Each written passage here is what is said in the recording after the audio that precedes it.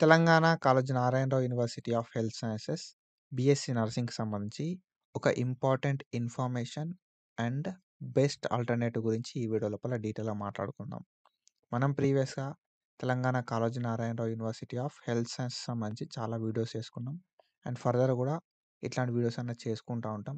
కాబట్టి మీరు ఒకవేళ మన ఛానల్‌కి కొత్తగా వస్తే మాత్రం పక్కా సబ్స్క్రైబ్ చేసుకొని మీ ఫ్రెండ్స్ అందరికీ ఈ వీడియోని షేర్ చేయండి.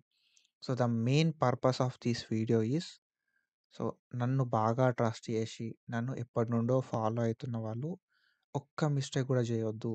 ఫర్దర్‌గా అసలే సఫర్ కావద్దు అని చెప్పి నేను ఈ వీడియో చేస్తున్నా.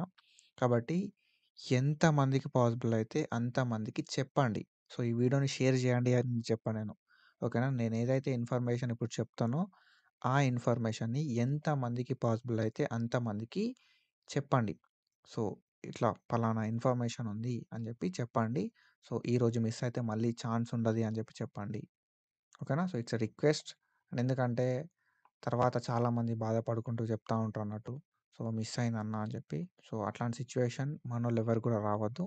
So, that's the main motto of this video. And so, if you are new to our channel please do subscribe.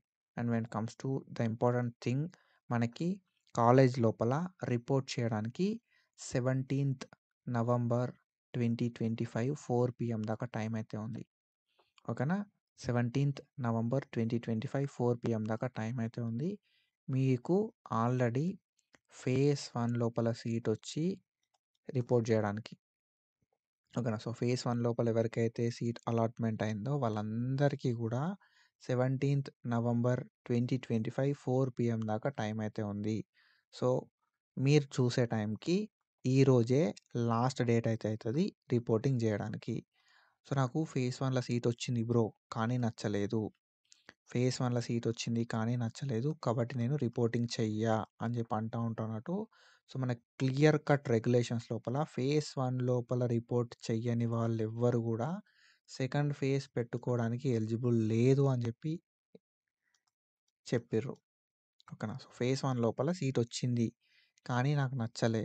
Reporting చెయ్య అనుకున్నోళ్ళు ఎవ్వరు గూడా రిపోర్టింగ్ చేయకపోతే మాత్రం ఫేజ్ 2కి ఎలిజిబుల్ కాదు. మనకి నచ్చినా నచ్చకపోయినా you have to definitely report in the college. నువ్వు రిపోర్టింగ్ అనేది చెయ్యాలే. రిపోర్టింగ్ చేయకపోతే ఫేజ్ 2కి ఎలిజిబుల్ కావు. సో, ఇది మైండ్‌లో పెట్టుకో. మనకి ఆల్రెడీ రెగ్యులేషన్స్ లోపల మెన్షన్ చేషిర్రు.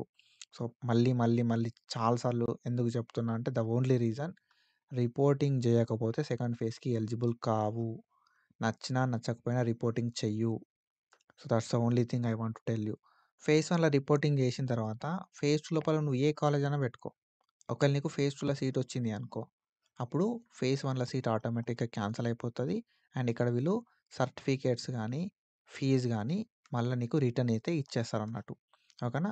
ఒకవేళ ఫేజ్ 2 లోపల సీట్ రాలే అనుకో, ఫేజ్ 1లో సీట్ అనేది అట్లనే ఉంటదన్నట్టు. సో, ఇది సింపుల్ థింగ్.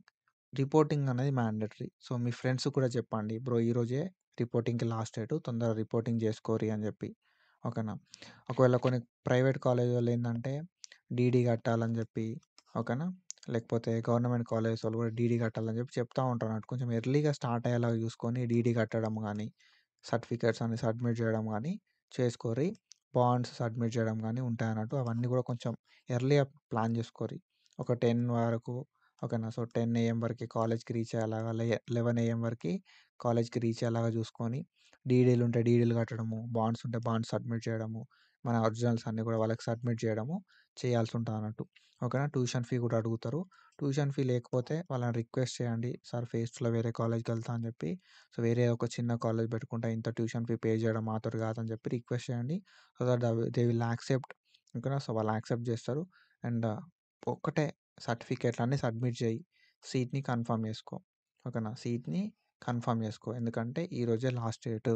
ఓకేనా? సీట్‌ని కన్ఫర్మ్ చేసుకోకపోతే ఫేజ్ 2కి ఎలిజిబుల్ కాదు. ఈ ఇన్ఫర్మేషన్‌ని మీ ఫ్రెండ్‌కి చెప్పు. ఓకేనా? అండ్ వన్ మోర్ థింగ్ ఏందంటే మనం అనాలిసిస్ గైడెన్స్ అని చెప్పి గైడెన్స్ ప్రోగ్రామ్ స్టార్ట్ చేసినాం. రూ. 154 ఉంటది సబ్స్క్రిప్షను. ఈ రూ. 154 సబ్స్క్రిప్షన్ లోపల మనం సెకండ్ ఫేజ్‌లో సీట్ రావాలంటే ఏం చేయాలే? ఓకేనా? సెకండ్ ఫేజ్‌లో సీట్ రావాలంటే ఏం చేయాలని చెప్పి చెప్తా ఉంటాం. ఎట్లాంటి మిస్టేక్స్ అవాయిడ్ చేయాలి. ఆల్రెడీ ఫేజ్ 1లో సీటొచ్చింది.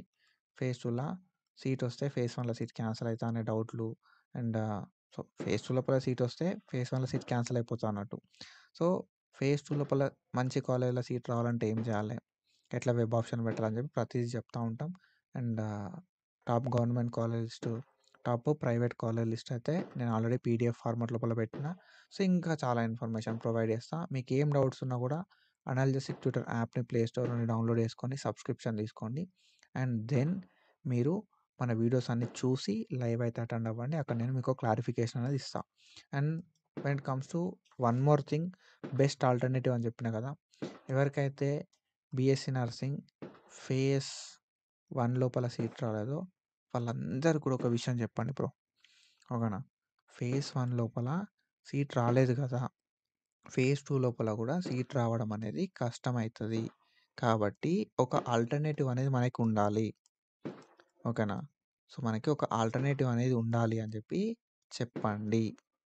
సో, ఎందుకు చెప్తున్నా అనంటే మనకి బీఎస్సీ అలైడ్ హెల్త్ సైన్సెస్, ఓకేనా? బీఎస్సీ అలైడ్ హెల్త్ సైన్సెస్ అని చెప్పి మనకు ఇంటర్ మార్క్స్ తోటి సెలక్షన్ ప్రాసెస్ చేస్తారన్నట్టు. ఆల్మోస్ట్ మనకి 15 కోర్సులయితే ఉంటాయన్నట్టు. ఈ 15 కోర్సులలో మనం పార్టిసిపేట్ చేయడానికి మనకు బీఎస్సీ అలైడ్ హెల్త్ సైన్స్ అని చెప్పి ఒక నోటిఫికేషన్ ఉంది. ఈ నోటిఫికేషన్‌కి సంబంధించి ఆల్రెడీ డేట్ అనేది అయిపోయింది. Even though after completing this date మనకు మళ్ళా అడ్మిషన్స్ అయితే రీఓపెన్ చేషిర్రు.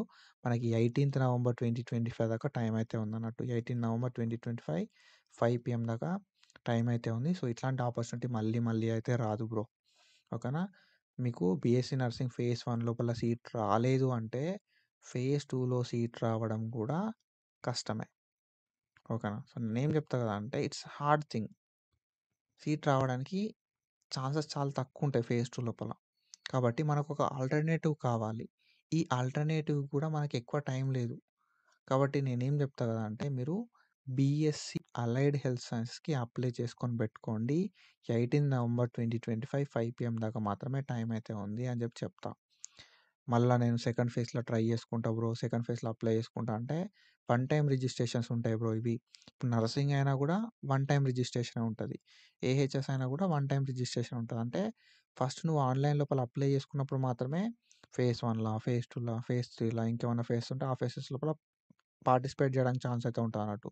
నేను ఫస్ట్ ఫేజ్‌కి అప్లై చేసుకోను, ఆన్‌లైన్ అప్లికేషన్ పెట్టుకోను, సెకండ్ ఫేజ్‌లో ట్రై చేసుకుంటా అట్లాంటి ఛాన్సెస్ ఉండయి.